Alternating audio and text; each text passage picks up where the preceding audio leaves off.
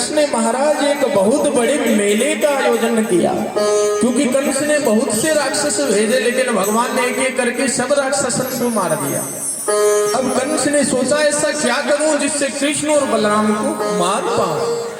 एक मेले का आयोजन किया, लेकिन मेले का आयोजन करने के बाद में विचार किया कि अरे भैया, अगर भगवान ना आए, कृष्ण बलराम ना आए तो क्या फायदा। तो इसलिए विचार किया किसको भेजूं, किसको भेजूं। अक्रूर जी महाराज से कहते हैं, अपना रथ देते हैं कंस, और अक्रूर से कहते हैं तुम जाओ ब्रजमंडल में और कृष्ण और बलराम को मेला देखने के लिए लेकर के आओ। अक्रूर जी महाराज से जैसे ही कहा, अक्रूर जी महाराज भगवान के प्रिय भक्त है महाराज। भगवान का नाम लेते ही अक्रूर जी को समाधि लग गई। भैया मैं भगवान के पास में जाऊंगा। और अक्रूर जी विचार करते हैं कि भगवान मुझे चाचा कहते हैं, भगवान के पास जाऊंगा, भगवान जाते ही मेरी उंगली को पकड़ लेंगे और कहेंगे चाचा आ गए, चाचा आ गए, कितना आनंद आए। अक्रूर जी महाराज चले हैं, कहते हैं कि वृंदावन और मथुरा के बीच में महाराज 10 किलोमीटर की दूरी है, लेकिन अक्रूर जी महाराज को ये 10 किलोमीटर की दूरी तय करने में पूरा दिन बीत गया महाराज। क्यों? थोड़ा सा रथ आगे बढ़ता, भगवान का चिंतन होता, रथ फिर रुक जाता, फिर ध्यान आता कि वृंदावन जाना है, फिर थोड़े चलते, फिर समाधि लग जाती, फिर रुक जाते। ऐसे करते करते भोर में चले थे, गोधूली मेला में पहुंचे सांझ को। अब तो महाराज ग्वाल वाला ने पूछा कि नंद महल कौन सा है, नंद महल का मार्ग बता रहे हैं। और जैसे ही नंद महल का मार्ग पे चलते चलते महाराज अक्रूर जी पहुंचे नंद महल में। जागी रही भावना जैसी, प्रभु मूरत देखी तैसी। आहा, भगवान ने जैसा अक्रूर जी ने ध्यान किया था, भगवान उसी भाव में दहली पे खड़े। एक दहली पे भगवान कृष्ण, दूसरी दहली पर बलदाऊ जी खड़े हैं।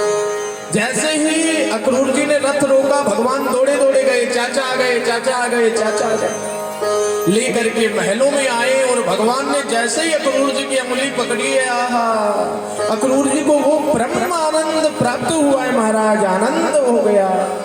अक्रूर जी गदगद हो गए, मानो जीवन में संसार का सारा सुख प्राप्त हो गया। भगवान को लेकर के महाराज महलों के बीच में आए, नंद बाबा मिले, आदर सत्कार किया, स्वागत किया है। और जैसे ही स्वागत किया महाराज, थोड़ा समय व्यतीत तो हुआ। अब नंद बाबा ने अक्रूर जी से पूछा, अरे भैया कैसे आना हुआ। अक्रूर जी ने कहा, अरे भैया क्या बताऊं, मैं तो कृष्ण और बलराम को लेने के लिए आया। जैसे ही कहा कृष्ण और बलराम को लेने के लिए आया हूं, अक्रूर जी के पांव के नीचे से मानो जैसे जमीन खिसक गई हूं महाराज। नंद बाबा ने कहा, 11 वर्ष तक कृष्ण को मैंने पाला पोसा, इतना बड़ा किया, लेकिन आज अक्रूर लेने के लिए आ गया। लेकिन नंद बाबा ने अक्रूर से कहा, रे अक्रूर, तूने ये बात मुझसे तो कह दी, लेकिन जसोदा से कभी मत कह देना, क्योंकि जसोदा कृष्ण से बड़ा प्रेम करती है। अगर जसोदा को पता चलेगा तो वो तो मर ही जाएगी, क्योंकि भगवान कृष्ण में जसोदा के प्राण बसते हैं। अक्रूर जी ने कहा, भैया आज नहीं तो कल भाभी को पता चल ही जाएगा। मैं कृष्ण और बलराम को लेने के लिए आया हूं, देवकी और वसुदेव का ये आदेश है। रात्रि का समय हुआ, नंद बाबा जसोदा के पास अक्रूर को लेकर के गए। अक्रूर जी माँ जसोदा के सामने गए हैं। माँ जसोदा महाराज भगवान का बिस्तर लगा रही है। कितना आनंद है महाराज, भगवान आज 11 वर्ष के हो गए, लेकिन भगवान अपने हाथ से भोजन ना कर पाते। माँ जसोदा आज भी अपनी गोद में बिठा करके महाराज अपने हाथों से भगवान को भोजन कराती है।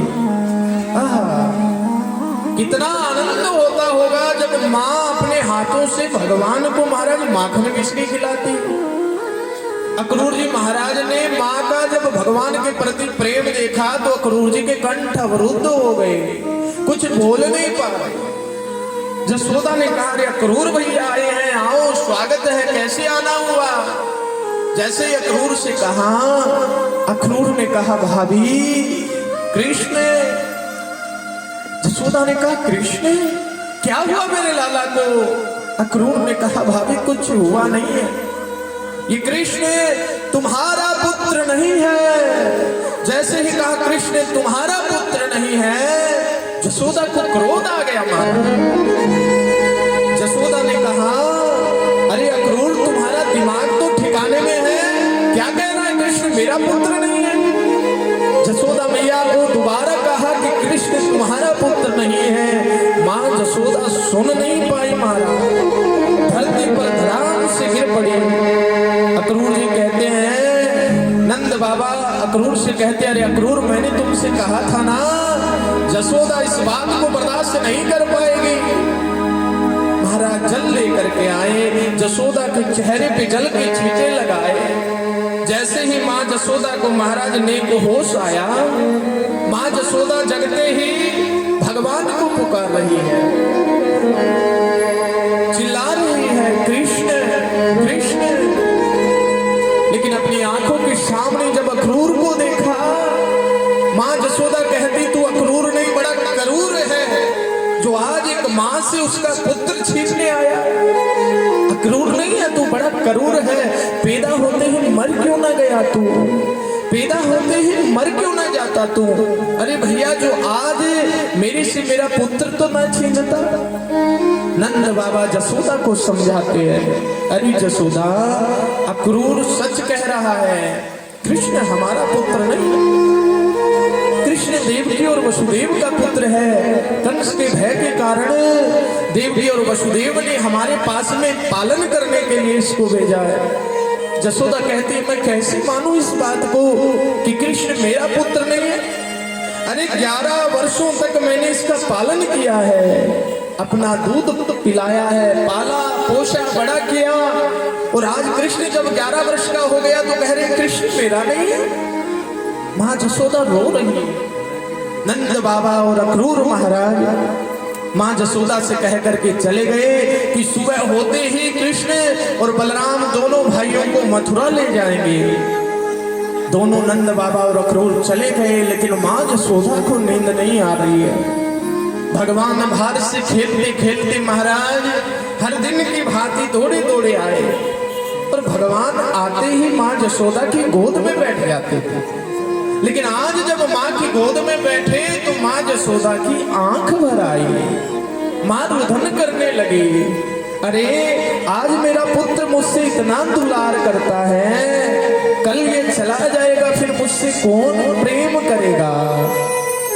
आज मानो माँ जसोदा भगवान से कह रही है तू मेरा पुत्र नहीं है कृष्ण। जैसे ही भगवान से कहा तू मेरा पुत्र नहीं है, भगवान कहते अरे मैया किसने कहा मैं तो तुम्हारा ही पुत्र हूँ। बोले अरे लाला तुम मेरा पुत्र नहीं है, देवकी और वसुदेव का पुत्र है, कल तू चला जाएगा, तुम्हारे बगैर मैं कैसे रह पाऊंगा। क्योंकि कन्हैया तू मेरा पुत्र नहीं है, तू मेरा प्राण है, तू है तब तक महाराज शरीर में प्राण है, तुम चले जाओगे तो मैं कैसे रह पाऊंगा। भगवान ते बार बार कहते हैं काला प्रीत लगा के दूर देश मत जा, बसा हमारी नगरी में मोह सुंदर मुख दिखला।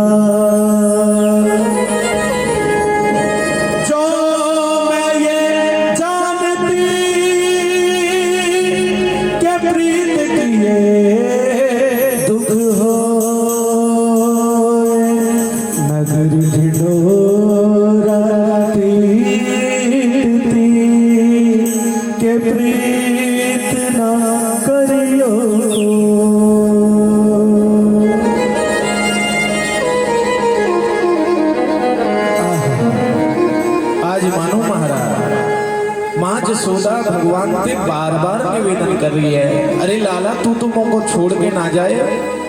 बार बार जैसे माँ जसोदा ने भगवान से कहा, भगवान ने कहा रे मैया कल और परसों की बात है, नरसों लौट आऊंगा, लेकिन माँ यशोदा कहती है तेरे बगैर एक पल जीना मुश्किल है और तू नरसों की बात कर रहा है। भगवान आज मैया यशोदा को रोते देख करके गले लग जाते हैं और भगवान गले ही लग करके सो जाते हैं, लेकिन मैया को नींद ना आ रही। मैया मानो आज चंदा मामा को देख रही है और चंदा मामा से कह रही है सजने सखा संग जाए नैन मरेंगे रो बिना ऐसी रैन करे भोर कभो नाहीं हो। अरे चंदा मामा सुबह होते ही कृष्ण बलराम दोनों चले जाएंगे, तू ऐसी कृपा कर कि भोर हो ही ना महाराज, सुबह हो ही ना। लेकिन महाराज ये जीवन की सत्यता नहीं है। जीवन में सुख की घड़ी आती है तो दुख भी आता है, जीवन में धन आता है तो जीवन में कभी कभी निर्धनता भी आती है, अच्छा समय आता है तो बुरा भी आता है। आहा, दिन है तो रात भी होगी, रात है तो दिन भी होगा। आज माँ यशोदा प्रार्थना कर रही है, लेकिन महाराज रात बीत गई, सूर्य की पहली किरण पृथ्वी पर पड़ी है। नंद बाबा क्रूर जगे हैं, स्नान इत्यादि से निवृत्त होकर के महाराज रथ को सजाने लगे। अक्रूर जी महाराज तैयारी करने लगे। ग्वाल वालों को पता चला कि भगवान हमें छोड़ करके मथुरा जा रहे हैं, सबके सब आकर के महाराज रथ के आगे आकर के लेट गए। भगवान ने आज महाराज महल से निकल करके आ रही है। माँ यशोदा भगवान को टिठोना लगा रही, काला टीका लगा रही, क्यों? मेरी लाला की नजर ना हो जाए, श्रृंगार कर रही है। लेकिन माँ यशोदा की आंखों से महाराज अश्रु ना रुक रहे। माँ यशोदा को पता है कि आज के बाद में मैं कृष्ण को श्रृंगार ना कर पाऊंगी। माँ यशोदा बार बार कहती अरे लाला तू भैया मोह को मथुरा ना ले जा सके, अरे तू मोह को मथुरा ही ले चल, वहां मैं तुम्हारी सेवा करती रहूंगी। अरे मुझे पता है तू राजा का पुत्र है, राजकुमार है और हम भैया गोप गवाल है, हम तुम्हारे संग वहां जमेंगे नहीं। लेकिन तू ये मत बताना कि ये मेरी मैया यशोदा है, इसने मुझे पाला पोसा इतना बड़ा किया। तू बस ये कह देना कि ये तो भैया गवालन है,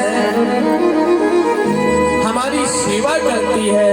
मैं कुछ ना कहूंगी तुम्हें और बस तुम्हें निहारती रहूंगी, उसी से भैया मेरा जीवन धन्य हो जाएगा। माँ यशोदा का कितना प्रेम होगा हमारा। राधा रानी को पता चला, भगवान रथ में आकर के बैठे। माँ यशोदा महाराज दहली को पकड़ करके रो रही है और भगवान जैसे ही रथ में बैठे, राधा रानी ने रथ को पकड़ लिया और मानो भगवान से कहा जे मैं साजानती प्रीत करे दुख हो, नगर डिंडोरा पीटती अरे प्रीत न करियो।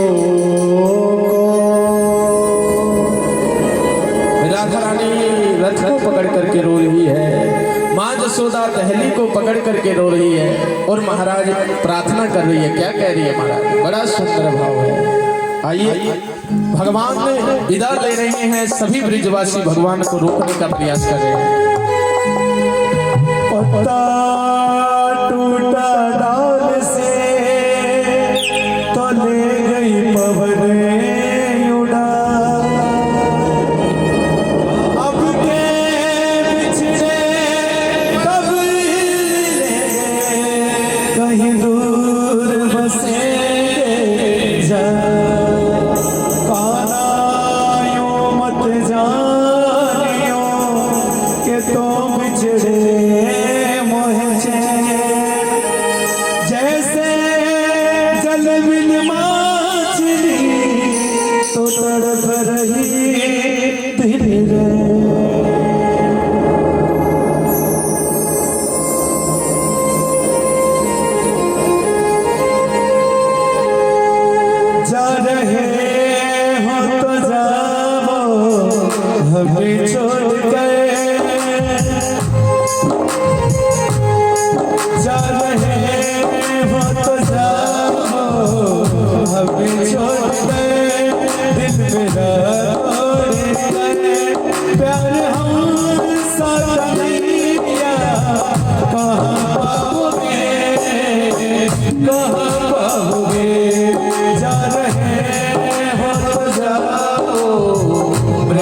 छोड़ के कान्हा हमें छोड़ के हम साथ कन्हैया हम साथ कन्हैया नहीं पाओगे नहीं पाओगे।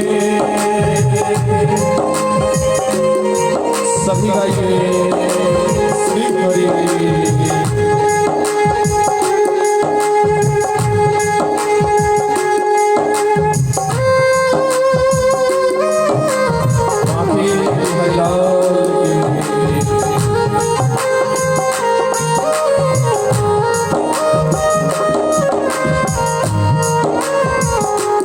गाना लेते हैं ब्रज से विदाई के मैया हमें जाने दो। गाना लेते हैं ब्रज से विदाई मैया मोहे आने दो। गाना लेते हैं ब्रज से विदाई के मैया हमें जाने दो। गाना लेते हैं ब्रज से विदाई मैया हमें जाने दो।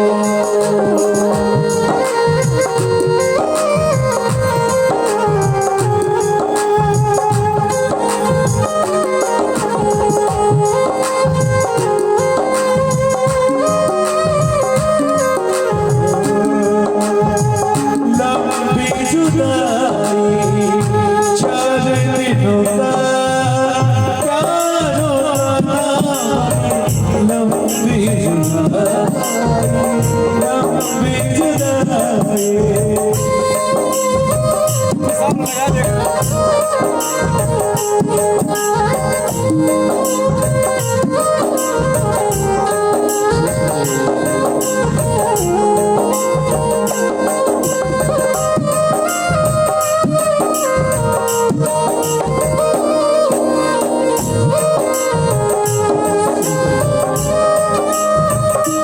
ये लताएं कदम की ये डालियां ये लताएं कदम की ये डालियां तेरे बचपन के साथी सावरिया। ये लताएं कदम की ये डालियां तेरे बचपन के साथी सावरिया।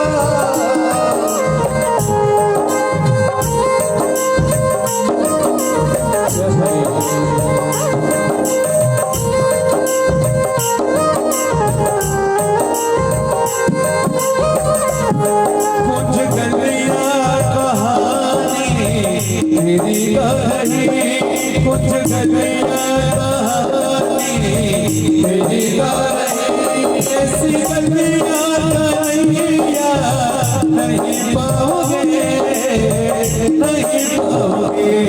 जर में वो जाओ छोड़ के कान्हा छोड़ के नहीं पाओगे नहीं पाओगे नहीं पाओगे नहीं पाओगे नहीं पाओगे नहीं पाओगे। आज मानो ग्वाल बाल सब भगवान को रोकने का प्रयास कर रहे हैं, लेकिन महाराज भगवान सबसे कहते हैं भैया आज और कल की बात है, परसों नरसों में लौट आऊंगा। लेकिन महाराज सुखदेव जी राजा परीक्षित से कहते हैं कि राजन भगवान परसों का कह करके गए, लेकिन वर्षों बीत गए, गोविंद लौट करके नहीं आए। ग्वाल बाल भगवान जब तक महाराज भगवान के रथ की ध्वजा दिखाई दे रही थी तब तक सब दर्शन कर रहे थे। माँ जसोदा दहली पकड़ करके रो रही थी, भगवान को याद कर रही थी। इधर कहते हैं महाराज अक्रूर जी महाराज भी मन ही मन में ये विचार कर रहे थे कि अरे मैं कैसा पापी हूँ, आज भैया भगवान को उस कंस के हवाले करने जा रहा हूँ, एक पापी के हवाले करने जा रहा हूँ। भगवान अक्रूर का भी मोह महाराज नष्ट करते हैं। जैसे ही मथुरा में पहुंचे, जमुना स्नान किया, अक्रूर को जल के अंदर महाराज क्षीर सागर का दर्शन कराया। भगवान नारायण ने शेषनाग के ऊपर दर्शन दिया है। अक्रूर का मोह नष्ट हुआ है, मानो भगवान कृष्ण और बलराम को प्रणाम किया है कि हे प्रभु, मैं कंस को आपके हवाले नहीं करने जा रहा, कंस का काल ही आपको खींच करके लाया है। भगवान मथुरा में आते हैं, भगवान अनेक लोगों पर मथुरा में कृपा करते हैं। दूसरे दिवस ग्वाल बाल महाराज सब भगवान का दर्शन करने मथुरा ही आ जाते हैं। मेले में भगवान सबको लेकर के धोबी पे कृपा करते हैं, टेलर पे कृपा करते हैं, माली पे कृपा करते, कुब्जा स्त्री पे कृपा करते हैं। अंत में महाराज पीड़ा करते करते भगवान कृष्ण धनुष भंग यज्ञ में पहुंच जाते हैं। यहाँ एक धनुष रखा हुआ है महाराज, जो इस धनुष को तोड़ देगा वही कृष्ण महाराज मानो कंस का वध करेगा। आज भगवान उस धनुष भंग यज्ञ में आए हैं और भगवान कृष्ण पीड़ा करते करते उस धनुष को एक हाथ से उठा लेते हैं और प्रतंचा उसके ऊपर चढ़ा करके जैसे ही जोर से अपने घुटने के मारते हैं, 4 टुकड़े महाराज उस धनुष के हो जाते हैं, चारों दिशाओं में फेंक देते हैं। पूरे मथुरा में हाहाकार मच गया कि कंस का अंतिम समय आ गया। भगवान आगे बढ़े, कंस को पता चला, कंस ने अपने सैनिकों से कहा, रे पकड़ो उसे पकड़ो। इतने में भगवान राजमहल में पहुंच जाते हैं, जहां कंस की राजसभा लगी हुई है और वहां पर महाराज ऋषि मुनि गंधर्व गोप ग्वाल सब बैठे हैं। लेकिन जिसने भगवान को देखा, भगवान सबको अलग अलग रूप में दिख रहे हैं। जाकी रही भावना जैसी, जाकी रही भावना जैसी, प्रभु मूरति देखत जैसी, प्रभु मूरति देखत जैसी। जय सिया राम, जय सिया राम, जय सिया राम, जय सिया राम। राजमहल में जितने लोग बैठे थे सबको भगवान अलग अलग रूप में दिख रहे हैं। ग्वालों को भगवान ग्वाले के रूप में दिख रहे हैं, योगी बैठे थे वहां भगवान योगेश्वर के रूप में दिख रहे हैं। और जहां कंस राज गद्दी पर बैठा था, कंस को भगवान साक्षात काल के रूप में दिख रहे हैं कि मेरा काल आ गया। अब तो कंस चिल्लाने लगा, पकड़ो मारो पकड़ो मारो। भगवान कृष्ण उछल करके महाराज कंस के राज सिंहासन तक आ पहुंचे और मामा के केस पकड़ करके कहा, मामा अब नहीं, तुमने बहुत राक्षस भेजे, हमने बहुतन को पकड़ा, बहुतन को मारा, लेकिन अब और किसी की नहीं, अब तुम्हारी बारी है। भगवान केसों को पकड़ करके घसीट करके नीचे लेकर के आए। कंस ने कहा, मुझता मुझता, मुझे छोड़ दो। लेकिन भगवान ने कहा, हमारी आदत ना है, जिसे एक बार हम लोग पकड़ लेते हैं उसे फिर हम छोड़ते नहीं है, फिर तो जहां जाना है वहां पहुंचा करके छोड़ते हैं। भगवान इतना कह करके दोनों मुष्टिका बंद करके जोर से छाती के ऊपर प्रहार किया। एक में महाराज कंस का प्राणांत तो हो गया। बोले कंस मर्दन भगवान। आज सारे देवता लोग जय जयकार करने लगे, फूलों की वर्षा करने लगे। इधर भगवान आज कारागृह में आए, देवकी और वसुदेव को महाराज जेल से मुक्त किया। ग्वाल वालों से कहा, भैया तुम ब्रजमंडल में जाओ। सबने कहा, रे कन्हैया तुम कह रहे थे कि मैं परसों लौट आऊंगा, परसों हो गया, अब चलो। भगवान ने कहा, भी नहीं, अब मैं लौट करके नहीं आऊंगा, अब तुम सब लोग जाओ। ग्वाल वाल बेचारे रोते बिलखते महाराज वापस वृंदावन लौटे। भगवान ने आज अपने माता पिता को मुक्त कराया। इधर महाराज बैठे बैठे भगवान को मथुरा में वृंदावन की याद आती है, राधा रानी की, गोपी ग्वालों की याद आती है। उद्धव जी को भेजते हैं। उद्धव जी अपने आप को महाराज ब्रह्म ज्ञानी समझते हैं, लेकिन गोपियों से जैसे ही मिलते हैं उद्धव जी का ज्ञान धरे का धरा रह जाता है। उद्धव जी लौट करके आते, भगवान से कहते हैं कि आप कैसे हो? अरे गोपी ग्वाल वाल आपसे इतना प्रेम करते और आप हमसे मिलने नहीं जा सकते। आज भगवान ने उद्धव को समझाया, अरे उद्धव तू तो कहता था ना कि ज्ञान से बड़ा कुछ नहीं है, लेकिन आज उद्धव को भी पता चल गया सबसे ऊंची प्रेम सगाई, आहा, सबसे ऊंची प्रेम सगाई है। प्रेम के बस भगवान तुल जाते हैं, आनंद हो गया। आहा, अब तो भगवान गुरुकुल में पढ़ने के लिए गए और 64 दिनों में भगवान 64 विद्या ग्रहण करके आते हैं। इधर कहते हैं कंस का जब वध हुआ तो कंस की 2 पत्नियां थी, अस्ति और प्राप्ति। वो महाराज मायके चली गई। इनके पिता का नाम था जरासंध। जरासंध को जब पता चला कि कृष्ण ने मेरे जमाई का वध किया है तो जरासंध ने मथुरा पे आक्रमण कर दिया। और कहते हैं जरासंध ने 17 बार आक्रमण किया, भगवान ने 17 बार उसको परास्त कर दिया। 18वीं बार जब आक्रमण करने लगा, नारद जी ने समझाया, अरे भले आदमी, भगवान को ऐसे नहीं परास्त कर सकते। बोले फिर क्या करूं? बोले संत ब्राह्मणों को बंदी बना लो। आज मानो संत ब्राह्मणों को बंदी बना करके जरासंध मथुरा पर आक्रमण करने के लिए गया है। लेकिन जैसे ही मथुरा पर आक्रमण करने लगा, भगवान ने सोचा आज युद्ध करना ठीक नहीं है। आज भगवान महाराज रण छोड़ करके भागने लगे। तब से भगवान का एक नाम हो गया रणचोर। बोलिए रणचोर भगवान की। अब भगवान महाराज वहां से चलते चलते समुद्र के रास्ते महाराज द्वारका में आकर के विराजमान हो जाते हैं। बोलिए द्वारकाधीश की। द्वारका में आकर के भगवान बड़ी सुंदर नगरी बसाते हैं। द्वारका के राजा बन करके रहने लग जाते हैं। द्वारका में सबसे पहले भगवान के बड़े भैया बलराम का विवाह महाराज सतयुग के राजा है महाराज रेवत जी महाराज। उनकी पुत्री, बेटा तो है महाराज कुकुदमी और उनकी पोत्री का नाम है रेवती। रेवती का संबंध महाराज भगवान कृष्ण के बड़े भैया बलराम जी के साथ संपन्न होता है। भगवान ने सोचा कि बड़े भैया का विवाह हो गया, अब तो हमारे भी विवाह का योग बन जाए। क्योंकि भगवान ने 11 वर्ष वृंदावन में, 14 वर्ष मथुरा में और भगवान 100 वर्ष द्वारकापुरी में रहे। भगवान कृष्ण इस भारत भूमि में 125 वर्ष रहे महाराज। तो भगवान 11 वर्ष वृंदावन के, 14 वर्ष मथुरा के, 25 वर्ष के है गए। अब भगवान द्वारका में आ गए। भगवान ने सोचा 25-26 वर्ष के है गए, अब विवाह का उत्तम समय, अब विवाह हो जाना चाहिए। तो भगवान चर्चा कर ही रहे थे। सुखदेव जी महाराज कहते हैं इधर भगवान के भैया विवाह की चर्चा होने लगी। बोले कहाँ? बोले कुंदनपुर के एक राजा भीष्मक जी महाराज।